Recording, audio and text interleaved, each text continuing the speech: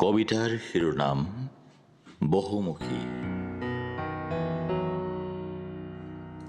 ৰচনা আৰু কণ্ঠ শান্তনু কুমাৰ গগৈৰ। প্ৰফুল্ল মনেৰে স্বভাৱজত হাঁহিৰ হৃদয়েৰে সাৱলীল ভংগীমাৰে কৈ যায় তেওঁ বাইৰন টেনিছনৰ কথা। ক্ষীণকায় দেহেৰে অপূৰ্ব অনুপ সম্ভাৰেৰে তেওঁৰ ছন্দময় গতি প্ৰফুল্ল মনেৰে নিবিড় মনত আবিৰ সানি স্মিতা যেন প্ৰফুল্ল শৰ্মা, কাষতে বাইদেউ জয়শ্ৰী।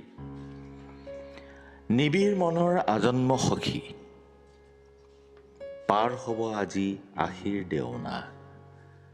আজিও বয়ে আছে একেই স্ৰোতধাৰা, এয়া আলোকৰ যাত্ৰা। পঢ়া আৰু শিকাৰ জলধাৰা, বহুমুখী এক প্ৰতিভা, জীৱন হাঁহিৰ প্ৰেৰণা। মনত পৰে সৌ সিদিনাৰ কথা, আহিছেনে বৰষা?